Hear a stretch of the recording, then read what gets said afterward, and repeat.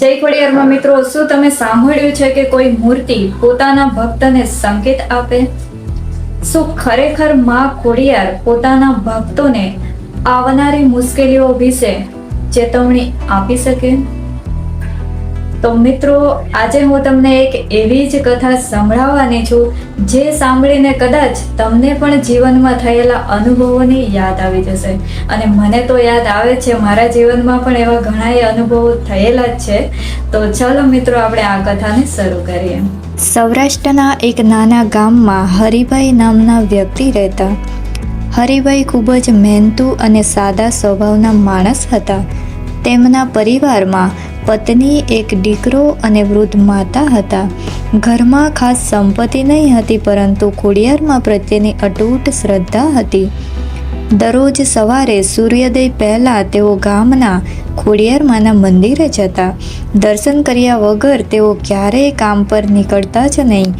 ગામના લોકો પણ તેમની ભક્તિની ખૂબ જ પ્રશંસા કરતા. એક દિવસ સવારે તેઓ મંદિરે જાય છે. દર્શન કર્યા અને દીવો કર્યો, અને જેમ જ તેઓ પાછા વળવા લાગ્યા, તેમનું ધ્યાન મૂર્તિના ચહેરા પર ગયું. આજે તેમને મૂર્તિના ચહેરા પર કંઈક અલગ જ લાગ્યું, જાણે કે માં કંઈક કહેવા માંગતા હોય. તેઓ થોડા જ સમય સુધી મૂર્તિ સામે ઊભા રહ્યા અને પછી મનમાં વિચાર્યું કે કદાચ મારો ભ્રમ હશે અને ઘરે પાછા આવી જાય છે. એ જ રાત્રે તેમને એક અજીબ સપન આવે છે, અને સપનામાં તેમણે જોયું કે મંદિરનો દીવો સતત ઝબૂકી રહ્યો છે અને દૂરથી કોઈ અવાજ આવી રહ્યો છે કે સાવધાન રહેજે. અને આ સાંભળીને હરિભાઈ ગભરાઈને ઊંઘમાંથી જાગી જાય છે. તેમના શરીર પર પરસેવો આવી જાય છે અને તેમણે પાણી પીધું અને ફરીથી સૂવાનો પ્રયત્ન કર્યો.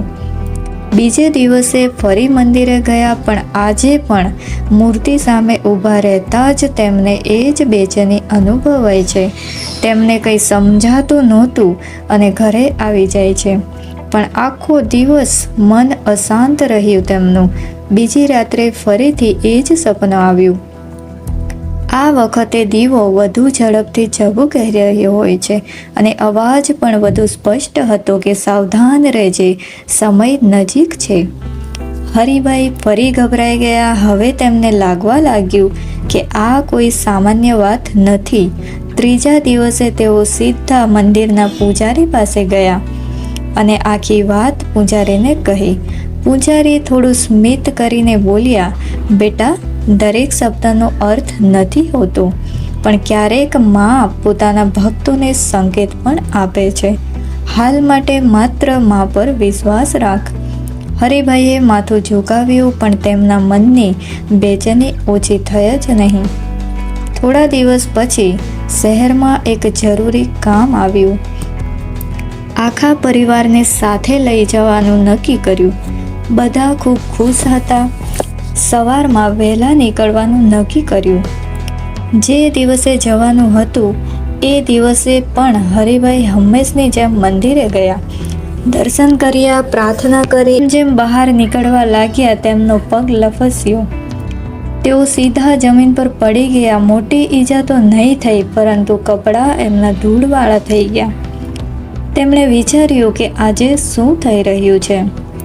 તેઓ ઘરે પાછા આવી જાય છે, કપડાં બદલે છે અને નીકળવામાં લગભગ અડધી કલાક જેવું એમને મોડું થઈ જાય છે. પરિવાર સાથે તેઓ શહેર તરફ જવા લાગ્યા.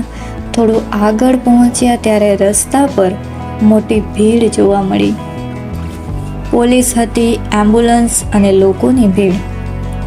પછી ખબર પડી કે અડધો કલાક પહેલાં જ ત્યાં ભયંકર અકસ્માત થયો હતો.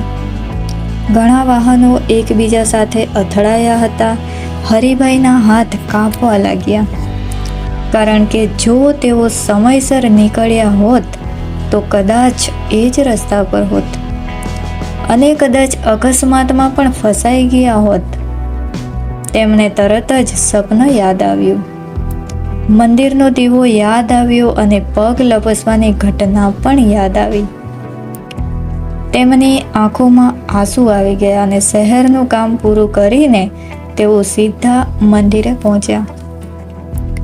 માના ચરણોમાં માથું ટેકવ્યું અને બોલ્યા, માં, આજે હું અને મારો પરિવાર જીવતા છીએ તો ફક્ત તમારી કૃપાથી. પણ મિત્રો, કથા અહીં પૂરી થતી જ નથી. થોડા અઠવાડિયા પછી વધુ એક ઘટના બની. હરિભાઈનો દીકરો પોતાના મિત્રો સાથે નજીકના ડુંગર વિસ્તારમાં ફરવા જવાનો હતો. તે ખૂબ ઉત્સાહિત હતો. ઘરેથી નીકળતો હતો ત્યારે અચાનક દિવાલ પર લગાવેલી ખોડિયારમાંની તસવીર નીચે પડી ગઈ. કાચ તૂટી ગયો. ઘરમાં બધા ચોંકી ગયા. દીકરો થોડો ગભરાયો. તેને પિતાની વાત યાદ આવી અને તેણે એ દિવસનો કાર્યક્રમ રદ કરી દીધો.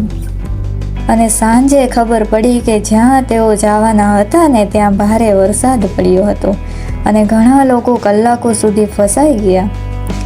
કેટલાક લોકોને ઈજા પણ પહોંચી હતી અને હવે તો એમનો આખો પરિવાર સમજી ગયો કે આ માત્ર સંયોગ નથી. કોઈક શક્તિ છે તેમની રક્ષા કરી રહી છે. અને સમય પસાર થતો ગયો. એક રાત્રે વધુ એક ઘટના બની જાય છે. ઘરના રસોડામાં વીજળીના વાયરથી ચિંગારી નીકળી. ધીમે ધીમે ધુમાડો થવા લાગ્યો અને બધા ઊંઘમાં હતા. એ જ સમયે હરિભાઈની વૃદ્ધ માતાની આંખો ખુલી જાય છે. તેમને લાગ્યું જાણે કોઈએ નામ લઈને જગાડ્યા હોય. તેઓ ઊભા થયા અને રસોડામાંથી ધુમાડો આવતો જોયો. તુરંત બધાને જગાડ્યા અને સમયસર આગ પર કાબૂ મેળવી લીધો.